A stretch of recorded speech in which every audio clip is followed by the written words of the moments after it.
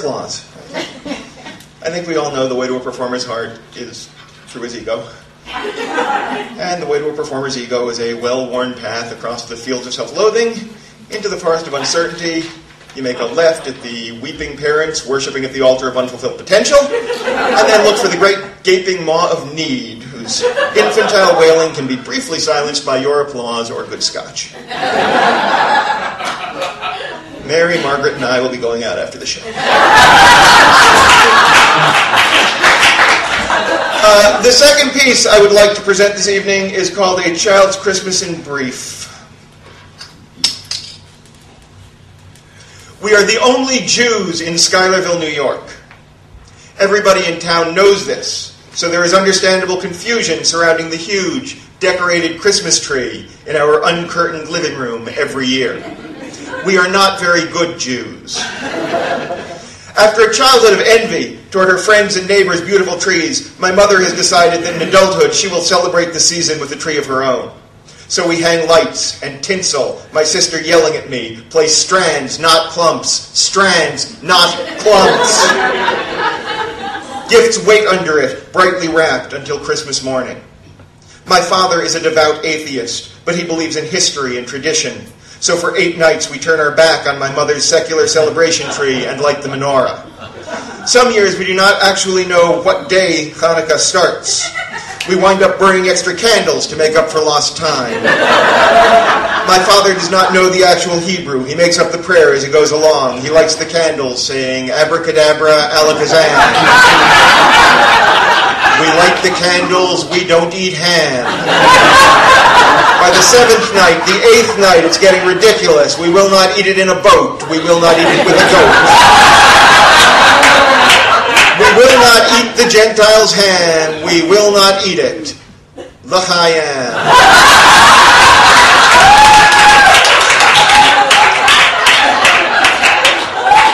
This year, though, he has found a pamphlet with Hebrew on the left-hand page and the phonetic spelling on the right. We stand together before the lighted tapers, mouthing the words that mean nothing to me. Baruch atah, and I have a clue what I'm saying. I don't understand the holiday any more than I understand the Hebrew. My father tells me it's all about oil, how much there was, how long it could last.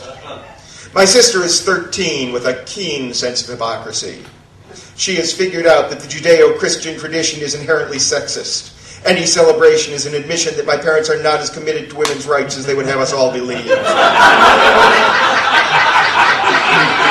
She has figured out that religion has been used to justify war. Any nod to a deity is an admission that my parents are not as committed to world peace as they would have us all believe. She has figured out that the holiday season is a big, stupid, capitalist construct, and that participation in a gift exchange is an indication that my parents have been sucked into the corporate consumerist mentality and are not as committed to global human rights as they would have us all believe.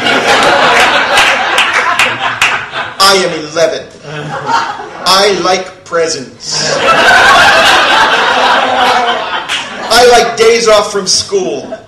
I like spending so much time reading comic books in my pajamas that the elasticized ankles leave rib mark impressions in my flesh. Dusty, Dustin Hoffdog, the great matted sheepdog mutt of my childhood, believes that we are the best, most wonderful family in the world, and that any food not in the refrigerator has been set out for him. He is having a very happy and gassy holiday. The true miracle of the holiday season, it seems to me, is that he has not caused our house to explode. This year, there is an energy crisis. Long lines at the pumps. Talk of OPEC embargoes. Words as meaningless to me as if they were Hebrew. It's all about oil. How much there is, how long it will last. My father has purchased an antique pot-bellied stove and hired someone to install it in the living room, running stovepipe up to an opening in the old exposed brick chimney. My father is sure that it will save on heating costs. My father is right. The stove heats an area around itself, 8 feet or so in diameter. This warm circle encompasses the thermostat.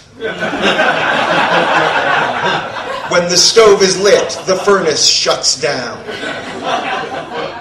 My father has a record of Dylan Thomas, the man for whom I was named, reading his long poem, A Child's Christmas in Wales. Every year he puts it on the turntable and tells me to listen.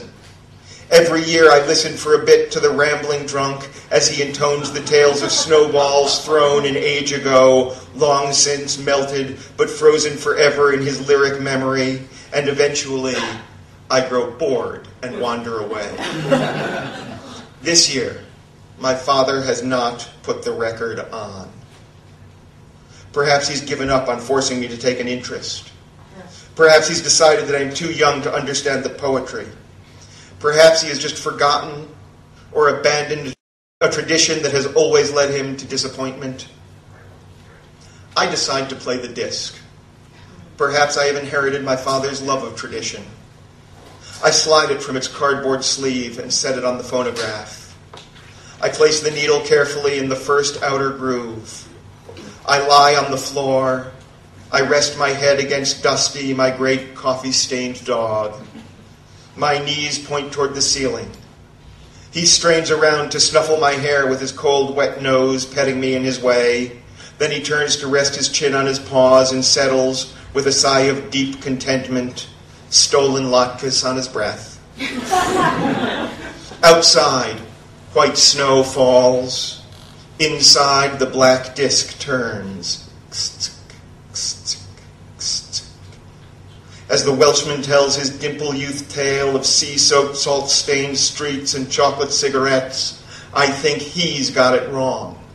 Because my experience holds candy cigarettes only made of bubble gum, grainy with sugar. I am 11 years old, and I am certain that I know everything. But I don't. I do not know that I am learning rhythm and meter, learning to hear, learning to write, learning to love words. I do not know as I listen, eyes drooping, small feet chilling flat on the hardwood floor, that I am freezing my own moments into snow globe memory.